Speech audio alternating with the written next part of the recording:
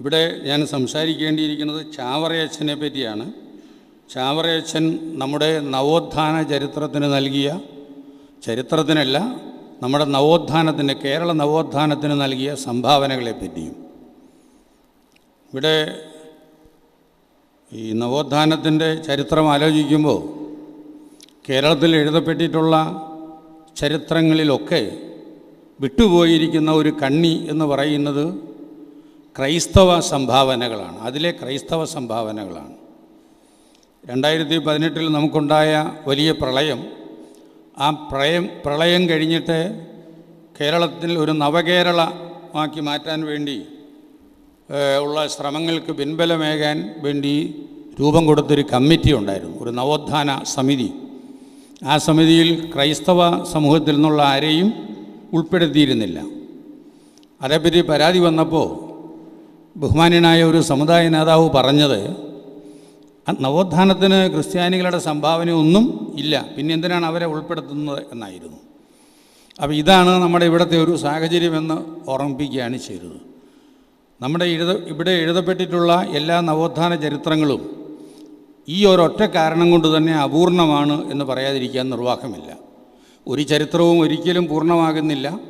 അത് വീണ്ടും വീണ്ടും പഠിക്കപ്പെടുകയും ഗവേഷണം ചെയ്യപ്പെടുകയും ചെയ്തു കഴിയുമ്പോൾ പുതിയ പുതിയ മേഖലകൾ കണ്ടെത്തും. അതുകൂടി ചേർത്ത് ഓരോ കാലഘട്ടത്തിലും ചരിത്ര നിർമ്മിതിക്ക് പൂരണങ്ങൾ ഉണ്ടായിക്കൊണ്ടിരിക്കും. അപ്പോൾ നവോത്ഥാന ചരിത്രത്തിൻ്റെ കാര്യത്തിലും അതുതന്നെയാണ് സംഭവിക്കേണ്ടത്. ഇവിടെ കേരള നവോത്ഥാനത്തെപ്പറ്റി, അതിൽ ചാവറയച്ചൻ്റെ സംഭാവനകളെപ്പറ്റി ചിന്തിക്കുമ്പോൾ നമ്മുടെ നവോത്ഥാനത്തിന് പ്രധാനമായും 3 ഘട്ടങ്ങളുണ്ട് എന്നുള്ളൊരു വസ്തുതയാണ് നമ്മൾ ശ്രദ്ധിക്കേണ്ടത്. അത് ഒരുപക്ഷെ ഞാൻ പറയുമ്പോൾ ചിലർക്ക് അത്രയേറെ വിശ്വസനീയമായി തോന്നണം എന്ന് നിർബന്ധമില്ല. കാരണം ആ വസ്തുതകളെപ്പറ്റി അത്ര കൃത്യമായി പഠിച്ചാൽ മാത്രമേ അതിൻ്റെ പിന്നിലുള്ള വസ്തുത എന്താണെന്ന് നമുക്ക് തിരിച്ചറിയാൻ കഴിയുകയുള്ളൂ. ഒന്നാമത്തെ ഘട്ടം എന്ന് പറയുന്നത് 1599 നമ്മുടെ അന്നത്തെ കൊച്ചി രാജ്യത്തിൻ്റെ ഭാഗമായ ഉദയംപേരൂരിൽ നടന്ന ഒരു സൂനകദോസാണ്. ഉദയംപേരൂർ സൂനകദോസ് അത് നമ്മുടെ നവോത്ഥാന ചരിത്രത്തിലെ 1-ാം ഘട്ടമാണ്. 2-ാം ഘട്ടം എന്ന് പറയുന്നത് 1806 പ്രോട്ടസ്റ്റൻ്റ് മിഷണറിമാരെ തിരുവിതാംകൂറിലെത്തുകയും ഇവിടെ ആദ്യത്തെ ആധുനിക വിദ്യാലയം സ്ഥാപിക്കുകയും ചെയ്ത വർഷമാണ്. അത് അന്നത്തെ തിരുവിതാംകൂറിൻ്റെ തെക്കൻ ഭാഗമായ, ഇന്ന് തമിഴ്നാടിൻ്റെ ഭാഗമായി പോയ നാഗർകോവിലിന് സമീപമുള്ള മയിലാടി എന്ന സ്ഥലത്തായിരുന്നു. ആ മയിലാടിയിൽ അവിടെ എത്തിച്ചേർന്ന വില്യം തോബിയാസ് റിങ്കിൾ ടോബ് എന്ന പ്രോട്ടസ്റ്റൻ്റ് മിഷണറി, അദ്ദേഹത്തിൻ്റെ സുഹൃത്തായ വേദമാണിക്യത്തിൻ്റെ വീട്ടുമുറ്റത്ത് ആരംഭിച്ച ഒരു സ്കൂളുണ്ട്. ആ സ്കൂളാണ് നമ്മുടെ ആധുനിക വിദ്യാഭ്യാസ ചരിത്രത്തിലെ ആദ്യത്തെ കണ്ണി എന്ന് പറയുന്നത്. അതിൻ്റെ കാരണം ഈ ഇംഗ്ലീഷ് പഠിക്കുകയും ഇംഗ്ലീഷിലൂടെ പഠിപ്പിക്കുകയുമൊക്കെ ചെയ്യുന്ന പുതിയ വിദ്യാഭ്യാസ സമ്പ്രദായം രൂപം കൊണ്ടതിനെയാണ് നമ്മളിവിടെ ആധുനിക വിദ്യാഭ്യാസം എന്ന് വിളിക്കുന്നത്. ഈ റിങ്കിൾ ടോബ് അവിടെ ആരംഭിച്ച സ്കൂളിൽ അതോടൊപ്പം ജാതി മതഭേദമില്ലാതെ എല്ലാവർക്കും പ്രവേശനം നൽകുന്ന സാഹചര്യവും, അതുവരെ നമ്മുടെ ഇവിടെ ഉണ്ടായിരുന്ന വിദ്യാഭ്യാസ പരിപാടി സവർണ വിഭാഗത്തിന് മാത്രം ലഭ്യമായിരുന്നതാണ്. അവർണ വിഭാഗത്തിന് അക്ഷരം പഠിക്കാനോ അതിൽ ഉപരിപഠനം നടത്താനോ ഒന്നും അനുവാദമുണ്ടായിരുന്നില്ല. ആ സാഹചര്യത്തിനൊക്കെ ഒരു മാറ്റം വരുത്തിക്കൊണ്ട് എല്ലാ വിഭാഗത്തിലെയും കുട്ടികൾക്ക് പ്രവേശനം നൽകുന്ന ഒരു പാഠശാല ആണ് റിങ്കിൾ ടോബ് ആരംഭിച്ചത്. അവിടെ തമിഴ്, മലയാളം, ഇംഗ്ലീഷ് എന്നീ ഭാഷകൾ, പിന്നെ സയൻസ്, സോഷ്യൽ സയൻസ്, സാമ്പത്തിക ശാസ്ത്രം,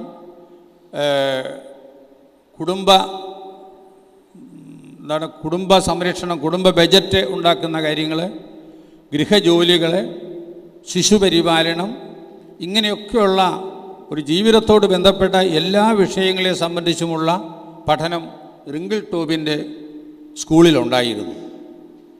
അവിടെ നിന്ന് ആ വഴിക്കാണ് പിൽക്കാലത്ത് നമ്മുടെ ആധുനിക വിദ്യാഭ്യാസ രീതികൾ വികസിച്ചു വന്നത്.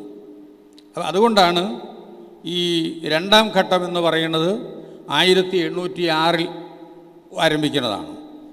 അതിൻ്റെ മൂന്നാം ഘട്ടമാണ് 1888 ആരംഭിക്കുന്നത്. എന്താണ് 1888 പ്രാധാന്യം എന്ന് ചോദിച്ചാൽ, അന്ന് ആ വർഷമാണ് തിരുവനന്തപുരത്തെ നെയ്യാറ്റിൻകരയ്ക്ക് സമീപമുള്ള അരുവിപ്പുറം എന്ന് പറയുന്ന സ്ഥലത്ത് ശ്രീനാരായണ ഗുരു വിഖ്യാതമായ ശിവപ്രതിഷ്ഠ നടത്തുന്നത്. അരുവിപ്പുറം ശിവപ്രതിഷ്ഠ. ആ പ്രതിഷ്ഠ നമ്മുടെ നവോത്ഥാന ചരിത്രത്തിലെ മൂന്നാം ഘട്ടമാണ്. പക്ഷേ പലരും ഈ മൂന്നാം ഘട്ടത്തിലാണ് നവോത്ഥാനത്തിൻ്റെ ചരിത്രം ആരംഭിക്കുന്നത് എന്ന നിലയിലാണ് ഇവിടെ പല ചരിത്ര നിർമ്മിതികളും നടത്തിയിട്ടുള്ളത്. അതുകൊണ്ടാണ് ഞാൻ ഈ പശ്ചാത്തലം ഇങ്ങനെയൊന്ന് സൂചിപ്പിച്ചത്. അപ്പോൾ ഇവിടെ ഈ എന്തുകൊണ്ടാണ് ഞാനിങ്ങനെ ഒരു 3 ഘട്ടമായിട്ട് ഇതിൻ്റെ ഈ നവോത്ഥാന ചരിത്രത്തിൻ്റെ ആദ്യ മേഖലയെ വിഭജിച്ചത് എന്നുള്ള സംശയത്തിന് ഉത്തരവും കൂടി പറയേണ്ടിയിരിക്കുന്നു. എന്താണ് ഉദയംപേരൂർ സുഗതദോസിനെ പറ്റി ഞാനിവിടെ പറഞ്ഞത് എന്നാണ്. ഉദയംപേരൂർ സുഗതദോസ് നമ്മുടെ കേരളത്തിലെ ക്രൈസ്തവ സമൂഹത്തെ അവരുടെ തനത് വ്യക്തിത്വം വീണ്ടെടുക്കണം എന്ന് ഉദ്ദേശിച്ചുകൊണ്ട് നടത്തിയ ഒരു സംരംഭമാണ്. അന്നുവരെ ഇവിടുത്തെ പ്രാദേശിക സമൂഹത്തിൽ അതിൻ്റെ ഭാഗമായി ഇവിടെ നിലവിലുണ്ടായിരുന്ന എല്ലാവിധ അന്ധവിശ്വാസങ്ങളും അനാചാരങ്ങളുമൊക്കെ പിൻപറ്റി അവരോടൊപ്പം കഴിഞ്ഞിരുന്ന ഒരു സമൂഹമായിരുന്നു ക്രൈസ്തവർ. ആ ക്രൈസ്തവരെ അതിൽ നിന്ന് വേർപെടുത്തി ഒരു ക്രൈസ്തവ വ്യക്തിത്വമുള്ള സമൂഹമാക്കി മാറ്റിയെടുക്കുക എന്നുള്ള ഒരു ലക്ഷ്യം ഈ സുഗതദോസിൻ്റെ പിന്നിലുണ്ടായിരുന്നു. വളരെ വിവാദമായ ഒരു ചരിത്ര സംഭവത്തെക്കുറിച്ചാണ് ഞാനിപ്പോൾ ഇങ്ങനെ സൂചിപ്പിക്കുന്നത് എന്ന് ഞാൻ ഓർക്കായികയൊന്നുമല്ല. പക്ഷേ അതിൻ്റെ ഒരു നല്ല വശത്തെപ്പറ്റി കൂടെ നമുക്ക് പറയാതിരിക്കാൻ നിർവാഹമില്ല. എന്താണെന്ന് ചോദിച്ചാൽ അതിൻ്റെ അവസാന ദിവസത്തെ കൂടി വിചാരം, എനിക്ക് തോന്നിപ്പോൾ 7ാം കൂടി വിചാരം എന്നോ മറ്റാണ് അതിൻ്റെ പേരെന്ന് തോന്നുന്നു. അത് അന്ന് ഇവിടെ നിലവിലുണ്ടായിരുന്ന സാമൂഹിക ജീവിതത്തിൽ എന്തൊക്കെ മാറ്റങ്ങൾ വരുത്തണം എന്നതിനെക്കുറിച്ചുള്ളതായിരുന്നു. അവിടെ നമ്മുടെ ക്രൈസ്തവരും ഈ ക്രൈസ്തവരായ വ്യക്തികളും തങ്ങളുടെ സ്വന്തം വിശ്വാസത്തിൽ നിന്ന് വ്യതിചലിച്ച് ഹൈന്ദവമായ വിശ്വാസങ്ങളും ആചാരങ്ങളും പിന്തുടർന്നു പോന്നിരുന്നു എന്നതാണ്. ഉദാഹരണമായിട്ട് രോഗം വന്നാൽ രോഗത്തിന് ചികിത്സ ചെയ്യുന്നതിന് പകരം ചില പ്രത്യേക സമുദായത്തിൽപ്പെട്ട വ്യക്തികളെ കൊണ്ടുവന്ന് വീട്ടുമുറ്റത്തിരുത്തി തുള്ളിക്കലും പാടിക്കലുമൊക്കെ നടത്തുക, കോഴിയറുത്ത് ബലി കൊടുക്കുക, ഇങ്ങനെയൊക്കെയുള്ള കർമ്മങ്ങളൊക്കെ നടത്തിയിരുന്നു. അതൊന്നും പാടില്ല എന്ന് സുഗതദോസ് വിലക്കി. പിന്നെ കുപ്രസിദ്ധമായ നമ്മുടെ തീണ്ടലും തൊടിയിലും ഒക്കെ ഉണ്ടല്ലോ, തീണ്ടലും തൊടിയിലും പാടില്ല എന്ന് പറഞ്ഞു. തീണ്ടലും തൊടിയിലും പാടില്ല. അശുദ്ധമായാൽ ഏതെങ്കിലും സ്ഥലമോ കുളമോ കിണറോ ഒക്കെ അശുദ്ധമായാൽ ക്രിസ്ത്യാനികളെ കൊണ്ട് ശുദ്ധീകരണക്രിയ നടത്തുന്ന ഒരു രീതി അന്നുണ്ടായിരുന്നു. അത്തരം ശുദ്ധീകരണക്രിയകൾ നടത്താൻ പാടില്ല. അങ്ങനെ നടത്തുന്നവരെ സഭയ്ക്ക് പുറത്താക്കണം എന്നാണ് നിർദ്ദേശിച്ചിരുന്നത്. ഒന്നും പാടില്ല. അതുപോലെ ഓരോ കാര്യങ്ങൾക്ക് മുഹൂർത്തം നോക്കുക, ശകുനം നോക്കുക, ഇങ്ങനെയൊക്കെയുള്ള കാര്യങ്ങൾ ഉണ്ടായിരുന്നു. അതൊന്നും പാടില്ല എന്ന് എടുത്തു പറയുകയാണ്. അതൊക്കെ മാറ്റിയെടുക്കണം. അതോടൊപ്പം ഈ ആദ്യമായിട്ട് സുഗതദോസ് നടത്തുന്ന ഒരു പ്രഖ്യാപനം, നല്ല കൊലം എന്നും തണ്യ കൊലം എന്നും രണ്ടില്ല, അച്ഛനും ചെക്കനും ഇല്ല, എല്ലാവരും തുല്യരാണ്, ദൈവത്തിൻ്റെ മുമ്പിൽ എല്ലാവരും തുല്യരാണ് എന്നുള്ള ഈ മാനവ സമത്വത്തെ സംബന്ധിച്ച ആദ്യത്തെ പ്രഖ്യാപനം ഇന്ത്യയുടെ ചരിത്രത്തിൽ ഉണ്ടാകുന്നത് ഈ ഉദയംപേരൂർ സുഗതദോസിലാണ്. അതിനുശേഷം നമുക്കറിയാം ഇന്ത്യയുടെ നവോത്ഥാന നായകൻ എന്നൊക്കെ അറിയപ്പെടുന്നത് രാജാറാം മോഹൻ റോയിയാണ്. രാജാറാം മോഹൻ റോയി ജനിച്ചത് തന്നെ 1772 1772 മുതൽ 1833 വരെയുള്ള കാലഘട്ടമാണ് രാജാറാം മോഹൻ റോയിയുടെ ജീവിതകാലം. അദ്ദേഹം ഇപ്പറഞ്ഞ സാമൂഹിക തിന്മകൾക്കെതിരെ ആദ്യമായി ശബ്ദമുയർത്തുകയും കിരാതമായിരുന്ന സതി എന്ന ആചാരത്തെ ബ്രിട്ടീഷ് സർക്കാരിൻ്റെ സഹായത്തോടെ ഉന്മൂലനം ചെയ്യുകയും ചെയ്ത മഹാത്മാവാണ്. അദ്ദേഹത്തിൻ്റെ ജീവചരിത്രം പരിശോധിച്ചാൽ ഒരു ക്രൈസ്തവമായ ഒരു പ്രവർത്തന ശൈലി അദ്ദേഹം സ്വീകരിച്ചിരുന്നു എന്ന് മനസ്സിലാക്കാൻ കഴിയും. ഉദാഹരണമായിട്ട് നമ്മൾ പ്രാർത്ഥനകളുടെ സന്ദർഭത്തിലൊക്കെ ബൈബിൾ വായിച്ച് പ്രാർത്ഥിക്കുക എന്നതിനൊപ്പം രാജാറാം മോഹൻ റോയ് രൂപവൽക്കരിച്ച ബ്രഹ്മസമാജത്തിൻ്റെ യോഗങ്ങളിൽ ഉപനിഷത്ത് വായിച്ച് അതിൻ്റെ വിശദീകരണം നൽകി പ്രാർത്ഥന നടത്തി യോഗം ആരംഭിക്കുന്ന രീതികളൊക്കെ ഉണ്ടായിരുന്നു. ക്രൈസ്തവ മിഷണറിമാർ സറാംപൂരിലെ ക്രൈസ്തവ മിഷണറിമാരുമായിട്ട് അദ്ദേഹത്തിന് വളരെ അടുത്ത സൗഹൃദം ഉണ്ടായിരുന്നു. ആ മിഷണറിമാരുടെ ഏറ്റവും പുരോഗമനപരമായ പ്രവർത്തനങ്ങളെയും ആശയങ്ങളെയും സ്വജീവിതത്തിൽ സ്വീകരിച്ച ആളാണ് രാജാറാം മോഹൻ റോയ്. അപ്പോൾ ഞാനിത് പറഞ്ഞത് അദ്ദേഹം വരുന്നതിന് എത്രയോ നൂറ്റാണ്ടുകൾക്ക് മുമ്പ് നമ്മുടെ ഉദയംപേരൂർ സൂനോസ് ഇത്തരത്തിലുള്ള അനാചാരങ്ങളെ ഇല്ലായ്മ ചെയ്യണം എന്ന് നിർദ്ദേശിച്ചിരുന്നു. ഇവിടെ അന്ന് കുറ്റം തെളിയിക്കാൻ ചില പരീക്ഷകളുണ്ടായിരുന്നു. തിളച്ച എണ്ണയിൽ കൈമുക്കിയിട്ട് പൊള്ളിയില്ലെങ്കിൽ ആൾ കുറ്റം ചെയ്തിട്ടില്ല എന്നാണ്. 2, ചുട്ടുപഴുത്ത ഇരുമ്പെ കയ്യിൽ പിടിപ്പിക്കുക. കയ്യിൽ പിടിച്ചാൽ കുറ്റവാളി, കൈ പൊള്ളിയില്ലെങ്കിൽ കുറ്റം ചെയ്തിട്ടില്ല എന്നാണ്. കൈ പൊള്ളിയാൽ കുറ്റം ചെയ്തു എന്നുമാണ്. പിന്നെ മുതലകളും ചീങ്കണ്ണികളും ഒക്കെയുള്ള വെള്ളത്തിൽ നീന്തിക്കുക. ഇയാളെ മുതല പിടിച്ചില്ലെങ്കിൽ ഇയാൾ കുറ്റവിമുക്തനാണ്, മുതല പിടിച്ചോ അയാൾ കുറ്റക്കാരനാണ്. ഇങ്ങനെയൊക്കെയുള്ള പ്രാകൃതമായ ചില കുറ്റം തെളിയിക്കൽ പരിപാടികൾ ഇവിടെ ഉണ്ടായിരുന്നു. അതൊക്കെ നൂറ്റാണ്ടുകളായിട്ട് നിലവിലുണ്ടായിരുന്നതാണ്. അത് പാടില്ല എന്നാദ്യം പറഞ്ഞത് ഉദയംപേരൂർ സൂനോസാണ്. പറയുക മാത്രമല്ല, അത് ദൈവത്തെ പരീക്ഷിക്കലാണ് എന്നുകൂടി പറഞ്ഞു. കാരണം ഈ തിളച്ച വെള്ളത്തിൽ കൈമുക്കിയിട്ട് അത് പൊള്ളാതിരിക്കുക എന്ന് പറയുന്നത് നമ്മുടെ ജീവശാസ്ത്ര സംബന്ധമായ ധാരണകൾക്ക് വിരുദ്ധമായ ഒരു വസ്തുതയാണ്. അപ്പം അത് ദൈവം വേണം പൊള്ളിക്കാതെ സൂക്ഷിക്കാൻ. അതുകൊണ്ട് ദൈവത്തെ അവിടെ കൂട്ടുവിളിക്കുകയാണ് എന്നാണ്. അത്തരത്തിലുള്ള ഒന്നും പാടില്ല എന്ന് വിലക്കി. അതുപോലെ കുടുംബ വയ്ക്കൽ പാടില്ല, കാതുകുത്തൽ പാടില്ല. ഇങ്ങനെയുള്ള അന്നത്തെ ഇവിടുത്തെ പ്രാദേശിക അനാചാരങ്ങളൊക്കെ നിർമ്മാർജ്ജനം ചെയ്യണമെന്ന് സൂനകദോസ് നിർദ്ദേശിച്ചു. പിൽക്കാലത്തെ ശ്രീനാരായണ ഗുരുവിൻ്റെ കാലത്തും അതിനുശേഷവുമൊക്കെ ഇവിടെ ഇല്ലാതാക്കാൻ ശ്രമിച്ചത് ഇത്തരത്തിലുള്ള തീണ്ടൽ, തൊടിയിലെ തുടങ്ങിയ ജാതികൃതമായ അനാചാരങ്ങളായിരുന്നു എന്നുള്ളത് എല്ലാവർക്കും അറിയാം. സൂനകദോസ് പാടില്ല എന്ന് വിലക്കിയ ആ സാമൂഹിക തിന്മകളൊന്നും ഇന്ന് നിലവിലില്ല എന്ന് നമ്മൾ ഓർമ്മിക്കണം. അതൊക്കെ നിർമ്മാർജ്ജനം ചെയ്യപ്പെട്ടപ്പോഴാണ് ഈ നാട് ദൈവത്തിൻ്റെ സ്വന്തം നാടായി മാറിയത്. അതിനു മുമ്പ് വിവേകാനന്ദ സ്വാമികൾ നമ്മളെ ആക്ഷേപിച്ചതുപോലെ ഇതൊരു ഭ്രാന്താലയമായിരുന്നു എന്നാണല്ലോ പറയുന്നത്. കാരണം കേട്ടെ, ഞാൻ അതിൻ്റെ വിശദാംശങ്ങളിലേക്ക് വരുന്നില്ല. ആ ഭ്രാന്താലയത്തിൽ നിന്ന് നമ്മൾ ഇവിടെ മനുഷ്യാലയത്തിലേക്ക് നടത്തിയ ഒരു യാത്ര, ആ യാത്രയുടെ ചരിത്രമാണ് നമ്മുടെ നവോത്ഥാനത്തിൻ്റെ ചരിത്രം എന്ന് പറയുന്നത്. അതിൻ്റെ താത്വികമായ പശ്ചാത്തലം ഉദയംപേരൂർ സൂനകദോസിൽ ഉണ്ട് എന്നുള്ളതാണ് ഞാൻ നിങ്ങളോട് ഇപ്പോൾ സൂചിപ്പിച്ചത്. രണ്ടാമത്തെ 1806 കാര്യം ഞാൻ ഇടയ്ക്ക് തന്നെ പറഞ്ഞു കഴിഞ്ഞിരുന്നു. 888 കാര്യവും ഇവിടെ സൂചിപ്പിച്ചു. ഈ 888 വേറൊരു പ്രാധാന്യം കൂടിയുണ്ട്. അന്നത്തെ ഇന്ത്യൻ നാട്ടുരാജ്യങ്ങളിൽ ആദ്യമായിട്ട് ഒരു നിയമസഭ ഉണ്ടായത് അന്നത്തെ തിരുവിതാംകൂറിലാണ്. 1888 ട്രാവൻകൂർ ലെജിസ്ലേറ്റീവ് കൗൺസിൽ, നമ്മുടെ ഇന്നത്തെ നിയമസഭയുടെ പൂർവ്വരൂപം, അതാദ്യമായിട്ട് ഇന്ത്യയിലുണ്ടായത് നമ്മുടെ തിരുവിതാംകൂറിലാണ്. അപ്പോൾ ഈ തിരുവിതാംകൂറിൻ്റെ അല്ലെങ്കിൽ കേരളത്തിൻ്റെ ഈ പിൽക്കാലത്ത് എല്ലാവരും പാടി പ്രശംസിച്ച പ്രബുദ്ധതയുടെ അടയാളങ്ങൾ എവിടെയെല്ലാം പറഞ്ഞു കിടക്കുന്നു എന്നാണ് നമ്മൾ ശ്രദ്ധിക്കേണ്ടത്. ഈ രണ്ടാം ഘട്ടമുണ്ടല്ലോ, 1806 ആരംഭിക്കുന്ന ആ രണ്ടാം ഘട്ടത്തിൻ്റെ ഇടയിലാണ് നമ്മുടെ ചാവറയച്ചൻ്റെ സംഭാവനകൾ നമ്മൾ ശ്രദ്ധിക്കേണ്ടത്. 1806 1888 ഇടയിലുള്ള കാലം. അപ്പോൾ ചാവറയച്ചൻ 1805 ജനിക്കുന്നു. 1871 അദ്ദേഹം ദിവംഗതനാകുന്നു. ആ 66 വർഷത്തെ ജീവിതം കൊണ്ട് അദ്ദേഹം ചെയ്ത വലിയ കാര്യങ്ങൾ, ആ വലിയ കാര്യങ്ങളാണ് ഇവിടെ അദ്ദേഹത്തെ നവോത്ഥാന നായകരിൽ ഒരാളാക്കി മാറ്റിയത്. എന്തൊക്കെയായിരുന്നു ആ നവോത്ഥാന യത്നങ്ങൾ എന്നുള്ളതാണ്. അപ്പോൾ ഇവിടെ നവോത്ഥാന പ്രക്രിയയുടെ അടിസ്ഥാനം എപ്പോഴും ഒരു പുതിയ വിദ്യാഭ്യാസ രീതി കൂടിയാണ് എന്നതാണ്.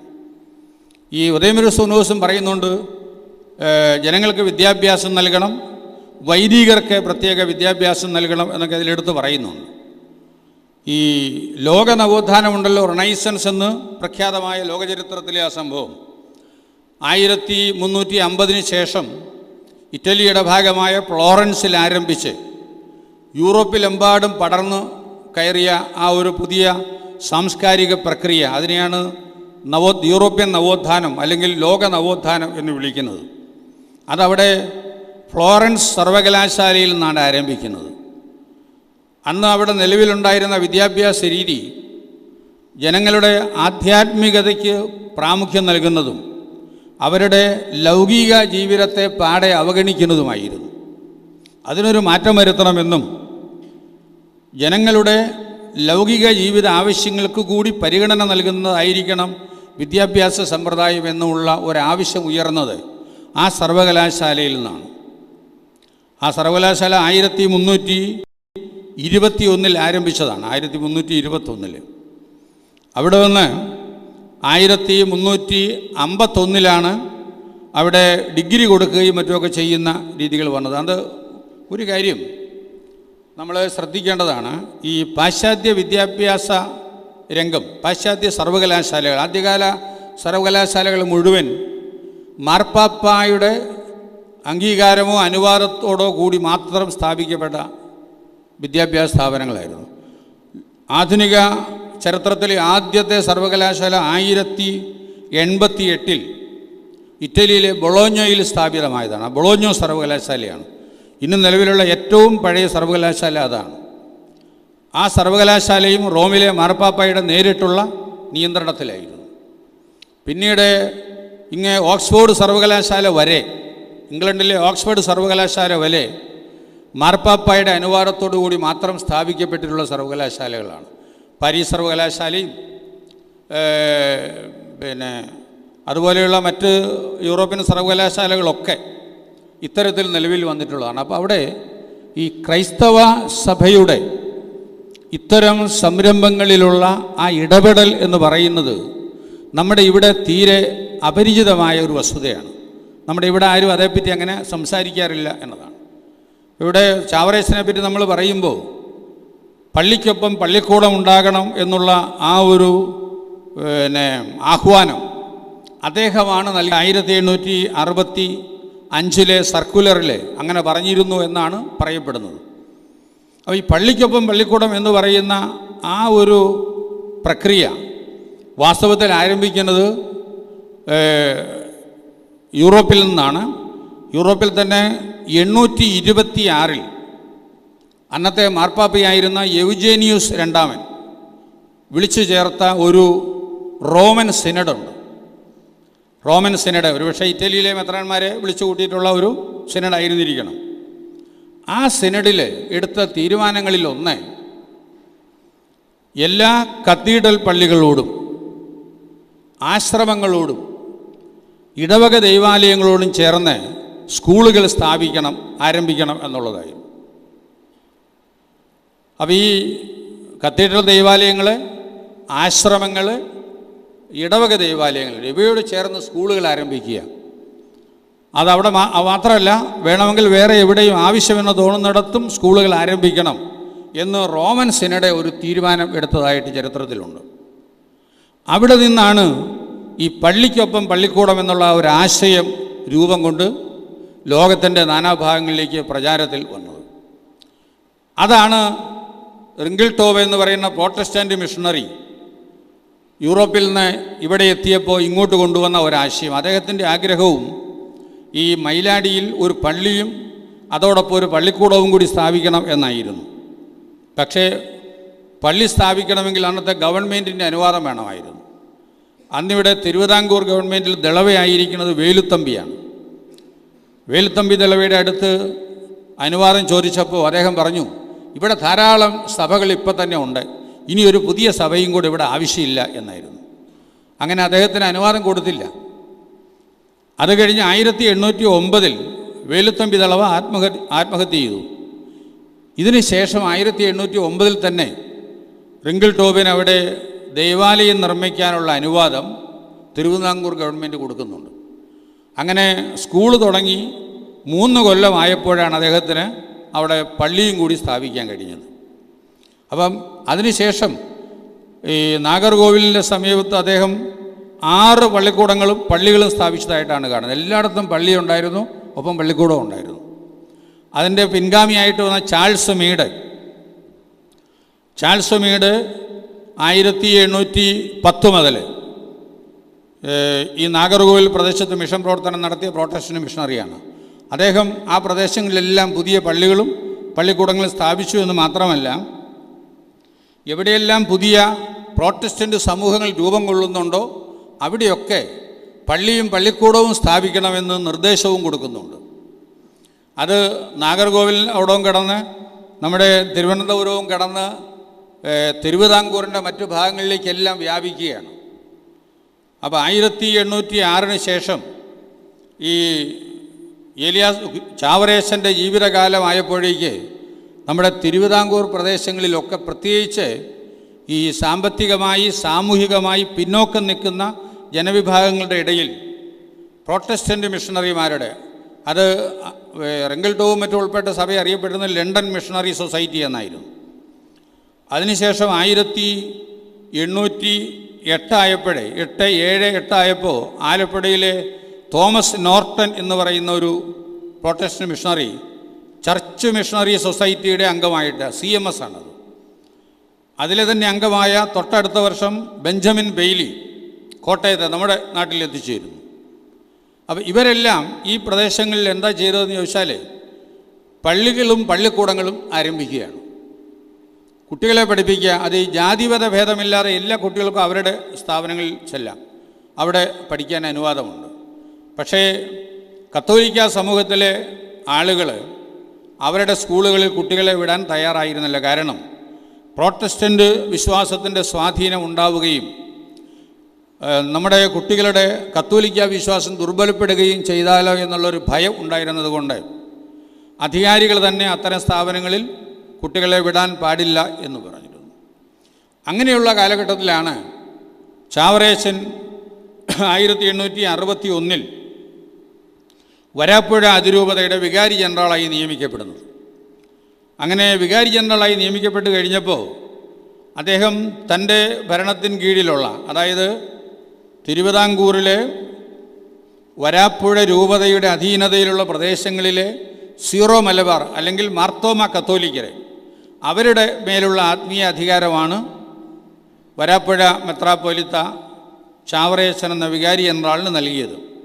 അപ്പോൾ അവർക്കിടയിൽ അത് ഏതാണ്ട് 160 പള്ളികളുണ്ടായിരുന്നു എന്നാണ് ചരിത്രത്തിൽ കാണുന്നത്. ആ പള്ളികളോട് ബന്ധപ്പെട്ട വിശ്വാസികളുടെയും അവർക്ക് നേതൃത്വം നൽകുന്ന വൈദികരുടെയും നിയന്ത്രണം ചാവറേശനായിരുന്നു. അതുകൊണ്ട് അദ്ദേഹം തൻ്റെ ഉള്ളിൽ ഉറങ്ങിക്കിടന്നിരുന്ന ആ വിദ്യാഭ്യാസ താല്പര്യം മുൻനിർത്തി വിദ്യാലയങ്ങൾ സ്ഥാപിക്കാനുള്ള ഒരു ശ്രമം നടത്തുന്നു. അതിന് തുടക്കം അദ്ദേഹം തന്നെയാണ്. മാന്നാനത്ത് 1864 അതാണ് ആ കാലം. 1864 അദ്ദേഹം മാന്നാനത്തെ ഒരു മലയാം പള്ളിക്കൂടം, അന്നത്തെ സ്കൂളുകൾ അങ്ങനെയാണ്, മലയാം പള്ളിക്കൂടങ്ങൾ എന്നാണ് അറിയപ്പെടുന്നത്. ആ മലയാം പള്ളിക്കൂടം സ്ഥാപിച്ചു. അതാണ് ചാവറേശൻ ആദ്യമായി സ്ഥാപിച്ചൊരു വിദ്യാഭ്യാസ സ്ഥാപനം എന്ന് പറഞ്ഞാൽ അത് പൂർണ്ണമായ അളവിൽ ശരിയല്ല. കാരണം 1846 അവിടെ തന്നെ അദ്ദേഹം ഒരു സംസ്കൃത സ്കൂളെ സ്ഥാപിക്കുകയുണ്ടായി. സംസ്കൃത സ്കൂള്. അതെന്തിനാണ് സംസ്കൃത സ്കൂൾ സ്ഥാപിച്ചതെന്ന് ചോദിച്ചാൽ രസകരമായൊരു വസ്തുതയുണ്ട്, അതുകൂടെ സൂചിപ്പിക്കാം. അന്ന് ഈ ഇംഗ്ലീഷ് വിദ്യാഭ്യാസമൊക്കെ ഇവിടെ പ്രചാരത്തിൽ വന്ന് തുടങ്ങിയപ്പോൾ ഇവിടുത്തെ നമ്പൂതിരിമാർ, ബ്രാഹ്മണർ, ഈ ഇംഗ്ലീഷ് എന്ന് പറയുന്നത് മ്ലേച്ഛ ഭാഷയാണ്, മ്ലേച്ഛന്മാരാണ് ഇംഗ്ലീഷുകാരെ. മാത്രമല്ല ഈ പാൻസുമൊക്കെ ധരിച്ചു വന്ന ഈ മ്ലേച്ഛന്മാരുടെ പിറകിൽ വാലുണ്ട് എന്ന് വരെ ഈ ആളുകളെ പറഞ്ഞ് ധരിപ്പിച്ചിരുന്നു അന്നത്തെ നമ്പൂതിരിമാർ. എന്ന് പറഞ്ഞാൽ അവർ മറ്റേ ഇനത്തിൽ നിന്ന് വന്നവരാണ് എന്നാണ്. ഏറെ വാലുള്ള നമ്മുടെ പൂർവികരുണ്ടല്ലോ, ആ ഇനത്തിൽപ്പെട്ടവരാണ് ഈ വന്നിരിക്കുന്നത്. ആ വാൽ അവർ അതിനകത്ത് മടക്കി വച്ചിരിക്കുകയാണ്, ആരും കാണാതെ എന്നൊക്കെയാണ് അന്ന് പറഞ്ഞ് വരുത്തിയിരുന്നത്. അപ്പോൾ ഈ അന്നത്തെ കത്തോലിക്കർക്ക് ഒരു കുലീന അതയെ സംബന്ധിച്ച ഒരു ബോധം ഉണ്ടായിരുന്നത്, ഞങ്ങളൊക്കെ ഞങ്ങളുടെ പൂർവികരൊക്കെ നമ്പൂതിരിമാരായിരുന്നു, അല്ലെ ബ്രാഹ്മണരായിരുന്നു എന്നാണ്. ചരിത്രപരമായ വലിയൊരു അബദ്ധം. അത് കൃത്യമായിട്ട് അറിഞ്ഞുകൂടാഞ്ഞ കാലത്ത് ആളുകൾ അതൊക്കെ പറഞ്ഞത് വിശ്വസിച്ചിരുന്നു. നമ്മുടെ പാലയൂരിലെ കുളത്തിൽ ചെന്നാൽ ഇപ്പോഴും കാണാം ഈ ഏതാനും ബ്രാഹ്മണരുടെ സ്റ്റാച്ചു വച്ചിട്ട് സെൻറ്റ് തോമസ് അവരെ ഇങ്ങനെ ജ്ഞാനസ്നാനം ചെയ്യിക്കുന്നതായ രംഗമൊക്കെ അവിടെ ചിത്രീകരിച്ചിട്ടുണ്ട്. അതൊക്കെ പിൽക്കാലത്ത് ആളുകൾ ഉണ്ടാക്കിയതാണ്. ആളുകളുടെ ചരിത്രബോധത്തിൻ്റെ കുറവ് കൊണ്ടാണ് അവിടെ അവരെ ബ്രാഹ്മണരെ നിർത്തിയത്. തോമസ് ലീഹ ഇവിടെ വന്ന കാലത്ത് ബ്രാഹ്മണരുണ്ടായിരുന്നില്ല എന്നാണ് ഇപ്പോൾ പൊതുവെ ചരിത്രകാരന്മാർ പറഞ്ഞ് നമ്മൾ മനസ്സിലാക്കുന്നത്. പിന്നെ എങ്ങനെയാണ് അന്ന്? മാത്രമല്ല, അന്നത്തെ ഒരു കഥയുണ്ടല്ലോ, ഇവർ വെള്ളത്തിലിറങ്ങി നിന്ന് സൂര്യ നമസ്കാരം ചെയ്തപ്പോൾ ഇങ്ങനെ വെള്ളം ആകാശത്തിലേക്ക് എറിഞ്ഞു എന്നും അത് താഴോട്ട് വന്നപ്പോൾ തോമാസ് ലീഹ അവരോട് ചോദിച്ചു, നിങ്ങളുടെ ദൈവം ശക്തനാണെങ്കിൽ ഈ വെള്ളം അദ്ദേഹം അങ്ങ് സ്വീകരിക്കണ്ടേ, അത് അന്തരീക്ഷത്തിൽ നിൽക്കണ്ടേ, പിന്നെ താഴോട്ട് പോരുന്നത് എന്തുകൊണ്ടാണ് എന്ന് ചോദിച്ചെന്നും, എന്നാൽ നിങ്ങളുടെ ദൈവത്തിൻ്റെ ശക്തി കാണട്ടെ എന്ന് പറഞ്ഞപ്പോൾ തോമാസ് ലീഹ ഈ വെള്ളം കോരി മുകളിലേക്ക് എറിഞ്ഞുവെന്നും ആ അന്തരീക്ഷത്തിൽ ആ വെള്ളം തങ്ങി നിന്നിരുന്നു എന്നൊക്കെയുള്ള ഒരു കഥയുണ്ട്. വാസ്തവത്തിൽ സൂര്യ നമസ്കാരം ചെയ്യുന്നത് വെള്ളം കോരി സൂര്യൻ്റെ നേരെ എറിഞ്ഞിട്ടല്ല, കൈക്കുടന്നയിൽ ഇങ്ങനെ വെള്ളം കോരിയെടുത്ത് അത് വെള്ളത്തിലേക്ക് തന്നെ പതുക്കെ ഒഴിച്ചുകൊണ്ട് സൂര്യന് നേരെ നിന്നുകൊണ്ട് ചെയ്യുന്ന ഒരു നമസ്കാരമാണ് സൂര്യ നമസ്കാരം. അതെന്താണെന്നൊന്നും അറിയാതെ ആകാശത്തിലേക്ക് വെള്ളം എറിഞ്ഞ് നിർത്തിയെന്നൊരു കഥ ഉണ്ടാക്കാൻ വേണ്ടി നമ്പൂതിരിമാർ വെള്ളം എറിഞ്ഞുകൊണ്ടിരുന്നു. തോമാസ് ലീഹ എന്നപ്പോൾ ആ വെള്ളം എറിഞ്ഞ് ഇങ്ങനെ ഒരു മാനം വന്നു എന്നൊക്കെയുള്ള കഥകളുണ്ടാക്കി. അതൊക്കെ കിടക്കട്ടെ. അപ്പം നമ്മുടെ കാരണവന്മാരൊക്കെ വിചാരിച്ചിരുന്നത് നമ്പൂതിരിമാരുടെ പിന്മുറക്കാരാണ് അവർ. എന്ന് പറഞ്ഞാൽ നമ്പൂതിരിമാരാണ് സമൂഹത്തിലെ ഏറ്റവും ഉയർന്ന വിധാനത്തിലുള്ളവർ.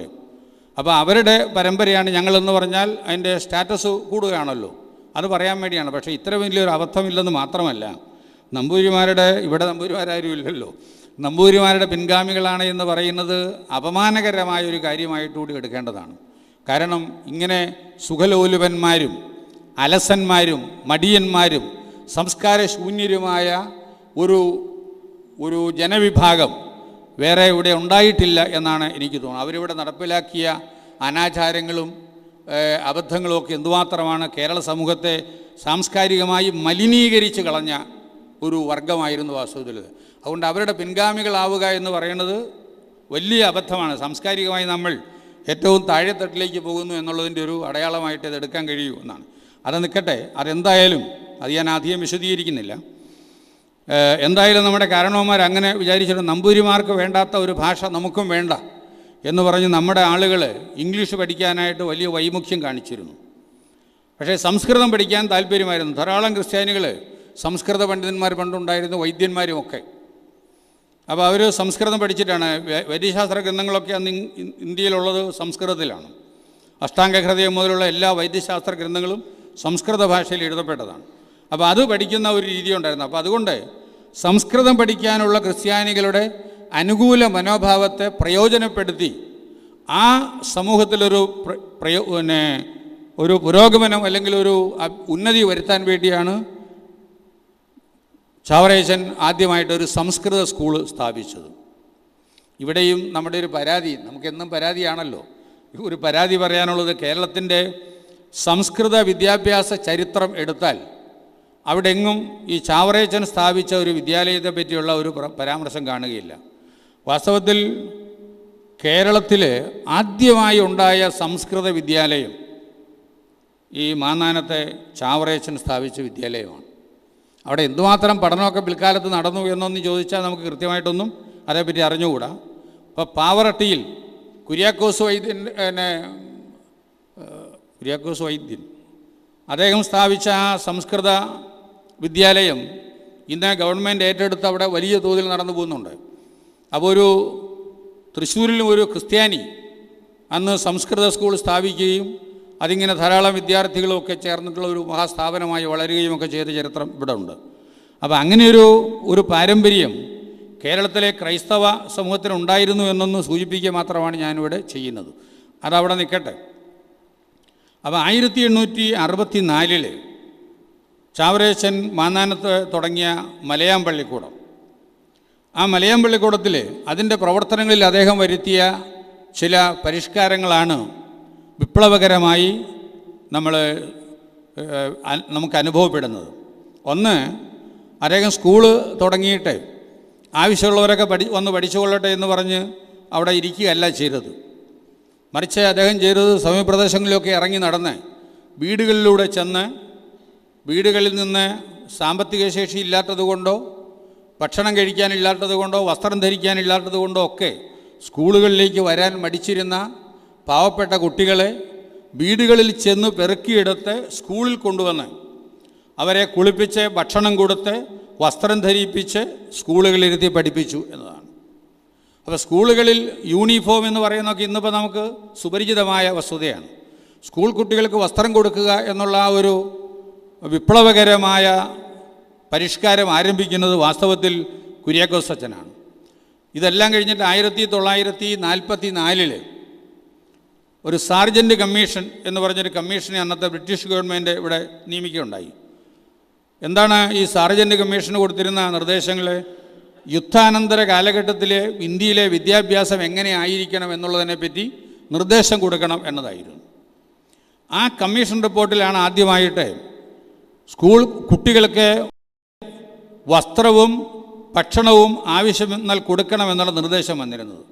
അതിനൊക്കെ എത്രയോ കാലം മുമ്പ് സാർജൻറ്റ് കമ്മീഷനും എത്രയോ കാലം മുമ്പ് കുര്യാക്കോസ് അച്ഛൻ ഇതിവിടെ പ്രായോഗികമാക്കി കഴിഞ്ഞിരുന്നു. അദ്ദേഹം കുട്ടികൾക്ക് ഭക്ഷണം കൊടുക്കുന്നു. ഭക്ഷണം കൊടുക്കാൻ വേണ്ടിയുള്ള വിഭവങ്ങൾ സമാഹരിക്കാനാണ് അദ്ദേഹം പിടിയരിവ് പിരിവ് പോലെയുള്ള സമ്പ്രദായങ്ങൾ ഏർപ്പെടുത്തിയത്. വീടുകളിലെ അമ്മമാരോട് പറഞ്ഞിരുന്നു, നിങ്ങൾ അരി വെക്കാൻ എടുക്കുമ്പോൾ അതിൽ ഒരു പിടി അരി ഇങ്ങനെ എടുത്ത് വേറെ വെച്ചേക്കണം എല്ലാ ദിവസവും. അത് എൻ്റെ ആളുകൾ വന്ന് കളക്ട് ചെയ്ത് കൊണ്ടുവരും, എൻ്റെ ഇവിടുത്തെ കുട്ടികൾക്ക് ഭക്ഷണം കൊടുക്കാനാണ് എന്ന് പറഞ്ഞാണ്. എൻ്റെ ചെറുപ്പത്തിൽ എൻ്റെ വീട്ടിലും അമ്മ വീട്ടിലൊക്കെ ഈ അമ്മമാർ ഈ പിടിയരി ഒരു ചെറിയ കലത്തിലേക്ക് ഇട്ട് വെക്കുന്നത് ഞാൻ കണ്ടിട്ടുണ്ട്. അപ്പം അത് പിൽക്കാലത്ത് പള്ളികൾക്കും മറ്റും സാമ്പത്തിക ആവശ്യങ്ങൾക്ക് വേണ്ടിയുള്ള ഒരു പിരിവ് സമ്പ്രദായമായതിന് മാറിയിരുന്നു. പള്ളിയിൽ നിന്ന് വന്ന അരി കൊണ്ടുപോവുകയും അത് വിറ്റ് അതിൽ നിന്ന് കിട്ടുന്ന കാശ് പള്ളിക്ക് അവിടെ ആവശ്യങ്ങൾക്ക് വേണ്ടി വിനിയോഗിക്കുകയും ചെയ്തിരുന്നു പിൽക്കാലത്ത്. അത് ചാവറേച്ചന് ശേഷമുള്ള ലെയോണാർഡ് മെല്ലാനോ എന്ന് പറയുന്ന ബിഷപ്പാണ് അത് കേരള സഭയിൽ ഒരു അംഗീകൃത ഒരു സമ്പദ് സമാഹരണ സമ്പ്രദായമായി മാറ്റിയെടുത്തത്. അപ്പോൾ ചാവറേച്ചനാണ് അതിങ്ങനെ ആരംഭിച്ചത്. അത് ഈ ഉദ്ദേശത്തിന് വേണ്ടിയായിരുന്നു എന്നതാണ്. അതുപോലെ വസ്ത്രം കൊടുക്കൽ, വീടുകളിൽ ചെന്ന് സാമ്പത്തിക ശേഷിയുള്ള വീടുകളിൽ നിന്ന് കുട്ടികളുടെ പഴയ വസ്ത്രങ്ങൾ ശേഖരിച്ചു കൊണ്ടുവരികയും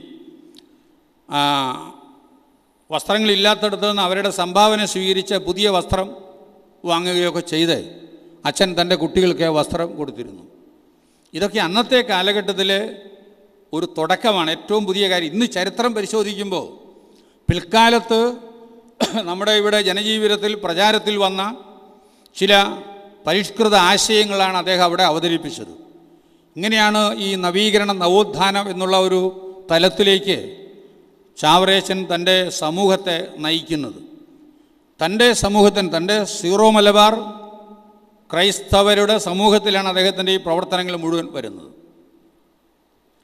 അവിടെ നിന്ന് അദ്ദേഹത്തിൻ്റെ ആ വിദ്യാഭ്യാസത്തെ സംബന്ധിച്ചുള്ള ഉദ്ദേശ്യം 1868 മരണത്തിന് 3 വർഷം മുമ്പ് അദ്ദേഹത്തിൻ്റെ ഇടവകയായ കൈനകരിയിലെ വിശ്വാസികൾക്ക് എഴുതുന്ന 2 കത്തുകളുണ്ട്.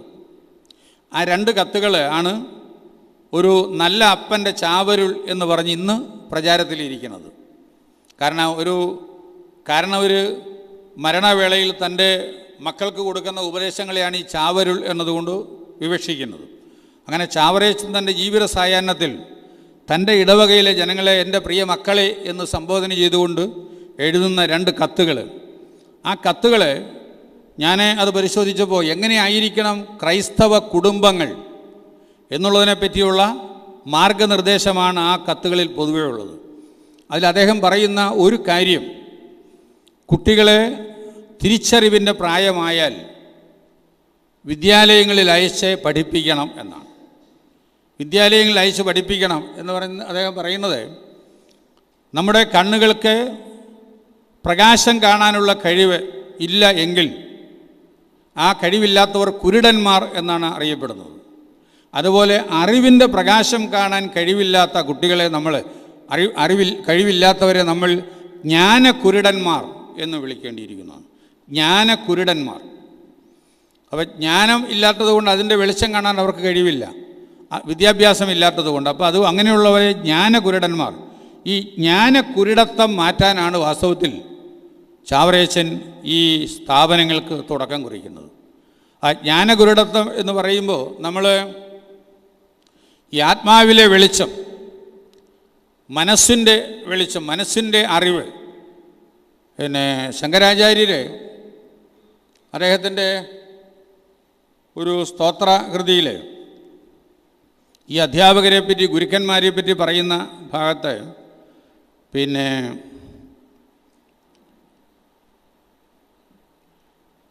ഈ അറിവില്ലായ്മയാകുന്ന അന്ധകാരം കൊണ്ട് അടഞ്ഞു കിടക്കുന്ന കുട്ടികളുടെ ആന്തരനേത്രങ്ങളെ അറിവിൻ്റെ മഷിക്കോല് കൊണ്ട്, അറിവിൻ്റെ മഷി പുരട്ടി ഇങ്ങനെ ആ കണ്ണുകളെ തുറന്നെടുക്കുന്ന ഗുരുനാഥന്മാർ, അങ്ങനെയുള്ള തസ്മൈ ശ്രീ ഗുരവേ നമഃ എന്നാണ് അദ്ദേഹം പറയുന്നത്. അത്തരത്തിലുള്ള ഗുരുക്കന്മാരെ ഞാൻ നമസ്കരിക്കുന്നു. അപ്പോൾ ഉള്ളിലുള്ള അറിവില്ലായ്മയുടെ അന്ധകാരത്തെ പുറത്തു കളഞ്ഞ് ഉള്ളിൽ അറിവിൻ്റെ പ്രകാശത്തെ നിറയ്ക്കുന്ന ഗുരുനാഥന്മാർ. അപ്പോൾ ഈ അറിവിൻ്റെ പ്രകാശം ഉള്ളിൽ നിറയുക, ഇതാണ് ജ്ഞാനകുരുടത്വം മാറ്റുക എന്ന് പറയുമ്പോൾ ചാവറയച്ചൻ ഉദ്ദേശിക്കുന്നത്. അങ്ങനെ തൻ്റെ സമൂഹത്തിൽ വളർന്നു വരുന്ന പുതിയ തലമുറ അറിവിൻ്റെ വെളിച്ചത്തിൽ വളരണം എന്ന് അദ്ദേഹം ആഗ്രഹിച്ചു. അങ്ങനെ ആഗ്രഹിച്ചതുകൊണ്ടാണ് അദ്ദേഹം ഈ 64 മാന്നാനത്തെ സ്കൂൾ സ്ഥാപിച്ചതിന് പിന്നാലെ, തൊട്ട് പിന്നാലെ 2 വർഷം കഴിഞ്ഞപ്പോൾ 1866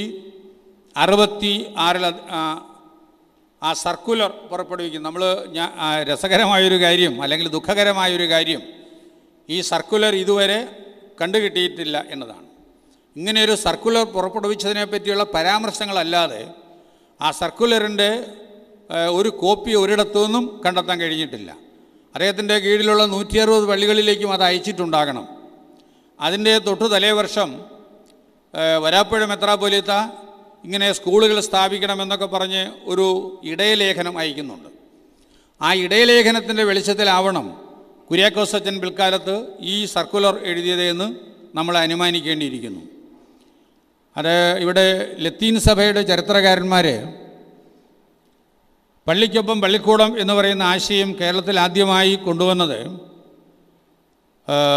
വരാപ്പുഴയിലെ ബെർണാർദീൻ മെത്രാപ്പൊലീത്തയാണ് എന്ന് വാദിക്കുന്നുണ്ട്.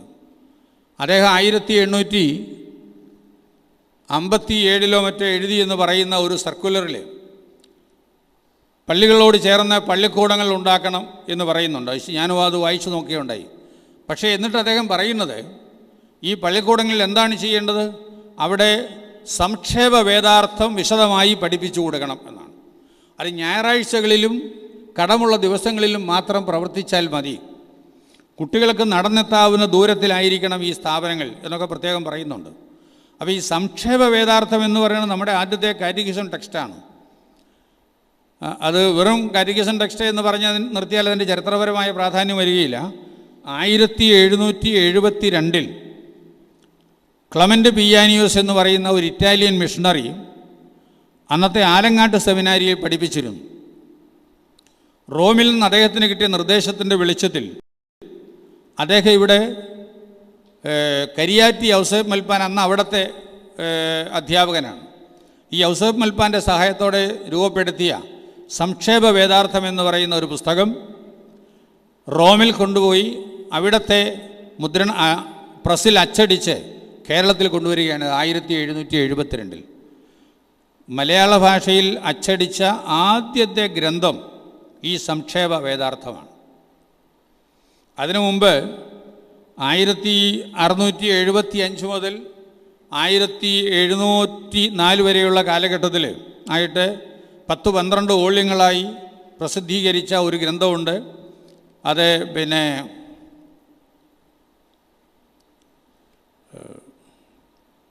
ഹോർത്തൂസ് മലബാരിക്കൂസ് എന്ന് പറയുന്ന ഒരു ഗ്രന്ഥം കൊച്ചിയിലെ ഡച്ച് ഗവർണറായിരുന്ന വാൻ റീഡ് മറ്റു പലരുടെയും സഹായത്തോടെ, ഒരു മത്യാസ് അച്ഛൻ്റെയും നമ്മുടെ കേരളത്തിലെ തന്നെ ഒരു വൈദ്യനായ ഇ ടി അച്യുതൻ്റെയൊക്കെ സഹായത്തോടെ രൂപപ്പെടുത്തിയ ആ ഹോർത്തൂസ് മലബാറിക്കൂസ് എന്ന് പറയുന്ന ഗ്രന്ഥം ഇന്നത്തെ നെതർലാൻഡ്സ്, അന്ന് ഹോളണ്ട്, ഇന്നത്തെ നെതർലാൻഡ്സിൽ ആംസ്റ്റർഡാമിൽ കൊണ്ടുചെന്ന് അച്ചടിച്ച് ഇവിടെ കൊണ്ടുവന്ന ഒരു ഗ്രന്ഥം. അതിനകത്ത് ചില മലയാള വാക്കുകൾ അച്ചടിച്ചിട്ടുണ്ട് എന്ന് മാത്രമേ ഉള്ളൂ. അതൊരു മലയാള ഗ്രന്ഥമല്ല എന്നുള്ളത് കൊണ്ട് പിന്നീട് 1772 ഈ സംക്ഷേപ വേദാർത്ഥമാണ് മലയാളത്തിൽ അച്ചടിച്ച ആദ്യത്തെ പുസ്തകം എന്നാണ്. കേരളത്തിലല്ല അച്ചടിച്ചതെന്ന് മാത്രം. ആ സംക്ഷേപ വേദാർത്ഥം ആരംഭിക്കുന്നത് നിന്നെ സൃഷ്ടിച്ചത് ആര് എന്ന ഒരു ചോദ്യോത്തര രീതിയിലുള്ള ഒരു വേദപാഠ ഗ്രന്ഥമാണ്. നിന്നെ സൃഷ്ടിച്ചത് ആര്, സർവേശ്വരൻ എന്തിനു നിന്നെ സൃഷ്ടിച്ചു എന്ന് തുടങ്ങി ചോദ്യോത്തരങ്ങളിലൂടെ ക്രൈസ്തവ തത്വങ്ങൾ പഠിപ്പിക്കുകയും നമ്മുടെ പ്രാർത്ഥനകളും നമസ്കാരങ്ങളുമൊക്കെ പരിചയപ്പെടുത്തുകയും ചെയ്യുന്ന നമ്മുടെ ആദ്യത്തെ വേദപഠന ഗ്രന്ഥമാണ് സംക്ഷേപവേദാർത്ഥം. ഇത് പഠിപ്പിക്കാനാണ് ബെർണർദീൻ മെത്രാപ്പോലീത്ത അന്ന് പള്ളികളോട് ചേർന്ന് സ്കൂളുകൾ സ്ഥാപിക്കണം എന്ന് പറഞ്ഞത്. അല്ല, ഇന്നത്തേതുപോലെയുള്ള ഒരു സെക്കുലർ വിദ്യാഭ്യാസ സ്ഥാപനം സ്ഥാപിക്കുക എന്നതായിരുന്നില്ല. അത് പിന്നീട് വരുന്നത് നമ്മുടെ ഈ പ്രദേശത്ത്, അതായത് കൊച്ചി വരാപ്പുഴ മെത്രാപ്പോലീത്തായുടെ അധീനതയിലുള്ള ഈ വരുന്നത് കുര്യാക്കോസ് അച്ഛൻ്റെ ഈ പ്രവർത്തനത്തോടിന് ശേഷമാണ്. 1764 മാന്നാനത്തെ സ്കൂളുകളും 1866 അദ്ദേഹത്തിൻ്റെ സർക്കുലറിൻ്റെ വെളിച്ചത്തിൽ സ്ഥാപിക്കപ്പെട്ടിരിക്കാൻ ഇടയുള്ള സമയം ഒത്തിരി കിടന്നു അല്ലല്ല സമയം കൂടുതൽ കിടന്നുപോയി. പിന്നെ സ്ഥാപിക്കപ്പെട്ടിരിക്കാൻ ഇടയുള്ള നിരവധി സ്കൂളുകളും ആ സ്കൂളുകളിലൂടെയാണ്. പിന്നെ ഇത് മാത്രവുമല്ല, അദ്ദേഹം ഈ ക്രൈസ്തവ സമൂഹത്തിൻ്റെ ആധ്യാത്മിക വികാസത്തിന് വേണ്ടി ചെയ്ത ഒട്ടേറെ പ്രവർത്തനങ്ങളുണ്ട്. പ്രാർത്ഥനകളുടെയും ബലിയർപ്പണത്തിൻ്റെയും ധ്യാനങ്ങളുടെയും ആരാധനകളുടെയും ഒക്കെ കാര്യത്തിൽ അദ്ദേഹം വരുത്തിയ പരിഷ്കാരങ്ങളെ നമ്മുടെ ആധ്യാത്മിക നവീകരണത്തെ കൂടി ലക്ഷ്യം വെച്ചുള്ളതായിരുന്നു. പിന്നെ അദ്ദേഹം ചെയ്ത സാമൂഹികമായ ഒരു വലിയ കാര്യം, ഈ കത്തുകളിൽ അദ്ദേഹം പറയുന്നുണ്ട്, ജോലിക്കാർക്ക് കൃത്യമായി കൂലി കൊടുക്കണം, അത് മറ്റൊരു ദിവസത്തേക്ക് വയ്ക്കരുത്, അന്ന് തന്നെ കൊടുത്തിരിക്കണം എന്നതാണ്.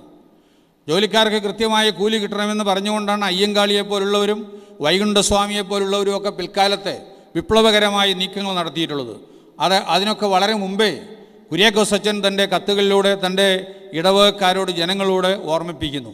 അപ്പോൾ ഇത്തരത്തിൽ സാമൂഹികവും വിദ്യാഭ്യാസപരവും സാമ്പത്തികവും ഗാർഹികവും ആധ്യാത്മികവുമായ വിവിധ തലങ്ങളിൽ ആധുനികതയുടെ ഒരു അന്തരീക്ഷം സൃഷ്ടിച്ചുകൊണ്ട് തൻ്റെ സഭാ സമൂഹത്തെ, തൻ്റെ കീഴിലുള്ള ആ കത്തോലിക്ക സമുദായത്തെ ഒരു നവോത്ഥാനത്തിൻ്റെ തലത്തിലേക്ക് നയിച്ച മഹാത്മാവാണ് ചാവറയച്ചൻ എന്നതാണ്.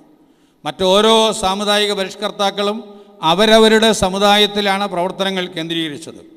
അതൊക്കെ ഇവിടെ ഞാൻ പറയേണ്ട കാര്യമില്ല. അതിങ്ങനെ അവയെല്ലാം കൂടെ ചേർന്നിട്ടാണ് ഈ നവോത്ഥാനം എന്ന് പറയുന്ന കേരളത്തിലെ ഈ പുതിയ ഒരു സാംസ്കാരിക വികാസം യാഥാർത്ഥ്യമായത്. അപ്പോൾ ബാക്കി എന്തെങ്കിലും ചോദ്യങ്ങളൊക്കെ ചോദിക്കാനുണ്ടെങ്കിൽ അപ്പോൾ ഞാൻ മറുപടികളായിട്ട് പറയാൻ ശ്രമിക്കാം.